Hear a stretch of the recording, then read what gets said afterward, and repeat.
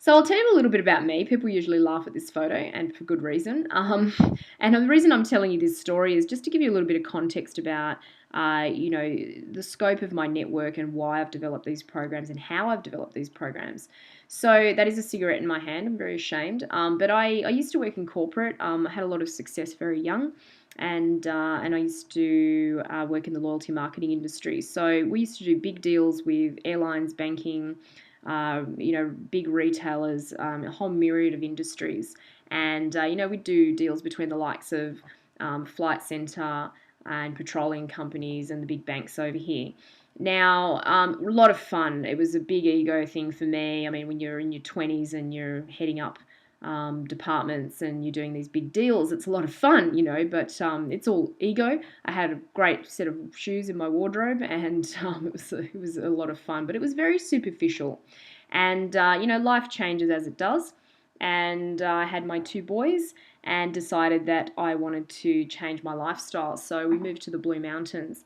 Um, Started to get some health issues because I was working so hard, and moved to the Blue Mountains as a solo parent with my two boys. Grew up in an apartment and yet bought myself half an acre of land and learnt to use a lawnmower. So it was a big life change. Became a clean living mountain girl as opposed to the corporate party girl that I was before.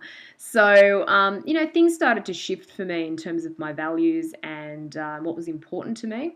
And I really wanted to do something that gave me a bigger purpose, something that, was not that superficial ego buzz, something that gave me balance and time with my children and also gave them something to be proud of. And you start to, as you get older, look at, how you can leave a real legacy and make a positive impact. So that's what started getting me very interested in building programs for business owners. When I first went into business, even though I was a business owner, I was still doing a very big joint venture with one of the region's biggest loyalty marketing companies to build a large scale loyalty program for the university sector. We ran a pilot. I originally ran a pilot in my own business and won some marketing awards for that particular program, and then went to this company and formed a very big multi-million-dollar joint venture. And that was a joint venture in the true sense. We then got a major bank. We got three major universities to work on that pilot, and we had secured some pretty big name partners for that particular initiative. So, even though I was in my own business, and I guess one thing I want to share there strategically is I was a one-man band when I was running that. I had one part-time staff member, and again, through my ability to negotiate and form alliances, she was actually funded by one of the clients that I was working with. So as a solo parent with two kids, running my own business, was able to secure a very big joint venture using my partnership approach. And that program was set to be absolutely massive. Now, what happened was the global financial crisis hit. All those businesses, a lot of those businesses went into consolidation, and it didn't launch. Around the same time, I had my second son. And not long after moving to the mountains, when cash flow was becoming really tight because after that initiative didn't go to market, I lost a lot of money on it, and I needed to start looking at other ways to make money as the only breadwinner in the house. So I started working on these particular aspects of Partner Up. It went from a big brand corporate consulting company, and I started working on programs for business owners, and I wanted to create programs to empower business owners to take this strategy and use it to grow their businesses in the ways that I had seen a lot of these big companies do it.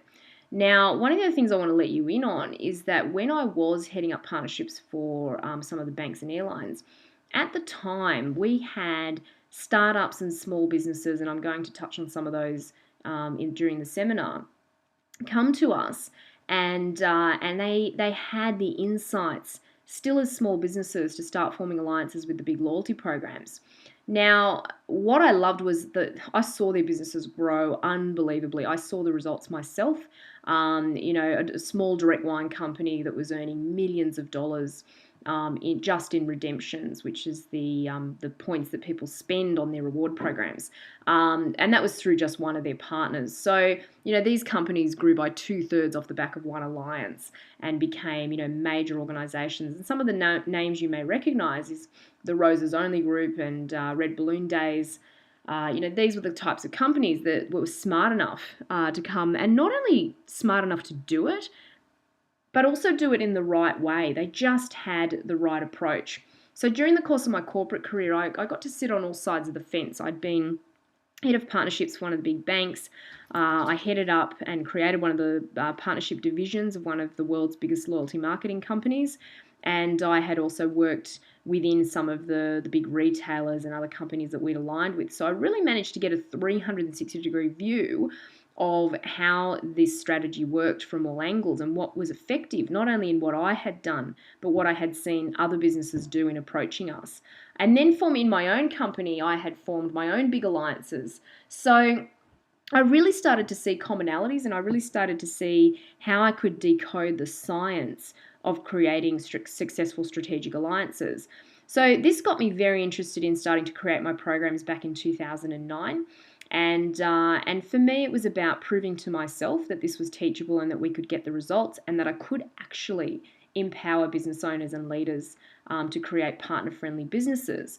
So the vision for me was to create a community of partner-friendly businesses that understand how this works. Now, when you go into startup mode, and obviously I went away from my secure, highly paid corporate consulting and was spending more time building these programs, which takes a long time, and the cash flow started to get really tight. So I was, as the only breadwinner in the house, was getting pretty concerned and stressed about that. So I was asking the universe for a lucky break, and the universe delivered. And what happened, just in a nutshell, here was I hit a tree at high speed on a flying fox, and the purpose of this story was it was a defining moment for me because I realised that I could have killed myself had it been my face that hit the tree.